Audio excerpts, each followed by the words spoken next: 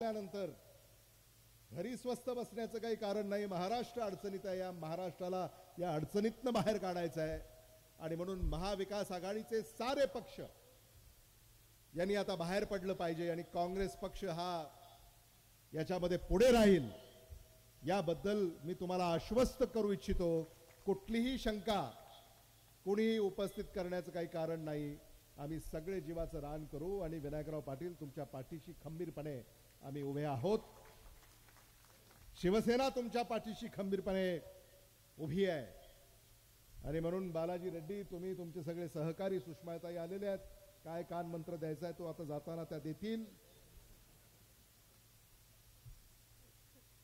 आणि खरंच महाविकास आघाडीचं जे ऐक्य आहे याचंही दर्शन झालं पाहिजे। आता धुमाळ आहेत, पंडित धुमाळ आता निलंग्यामध्ये, आम्हाला त्यांची गरज आहे। संभाजीराव पाटील आहेत, त्यांची आम्हाला गरज आहे। हे संभाजीराव पाटील वेगळे बरं का, नाही तर तुम्हाला असं वाटायचं की त्यामुळे एकजूट आणि तुम्ही कसली चिंता करू नका। तुमच्यापैकी प्रत्येकाचं वैयक्तिक अडचणीमध्ये सुद्धा विनायकराव पाटील धावून येतील। आपल्या हक्काचा माणूस आज विधानसभेमध्ये जाणार आहे आणि तुम्हाला न्याय देणार आहे, हे पक्क लक्षात ठेवा। यापेक्षा अधिक भाष्य करण्याची आवश्यकता आहे असं मला वाटत नाही, कारण मला सुषमाताईंना, सुधाकर श्रंगारेंना, शिवाजी काळगेंना औषधाला जायचं आणि म्हणून वेळेचंही वाटणी आपण महाविकास आघाडीमध्ये केलेली आहे। त्यामुळं आता राष्ट्रवादी काँग्रेस पक्ष ही सभा आज या ठिकाणी संपन्न झालेली आहे। मी विनायकराव पाटलांना माझ्या वतीनं, महाविकास आघाडीच्या वतीनं, काँग्रेस पक्षाच्या वतीनं शुभेच्छा व्यक्त करतो।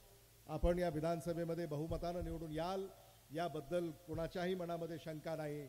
आणि विनायकराव पाटील ईव्हीएम मशीनवर आता क्रमांक 2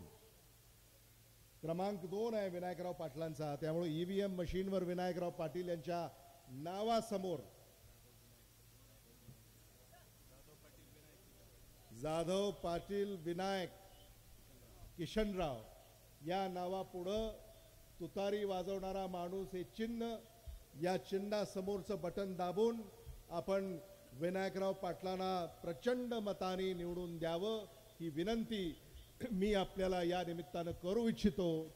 आणि जाता जाता एक आव्हान करेन, पेटती मशाल घेऊन हाती, पेटती मशाल घेऊन हाती, वाजवावी विजयाची तुतारी। धन्यवाद। जय हिंद, जय महाराष्ट्र। धन्यवाद साहेब। मी या कार्यक्रमाचं आभार प्रदर्शन करण्यासाठी सन्माननीय निळकंठजी मिरकले साहेब यांना विनंती करतोय।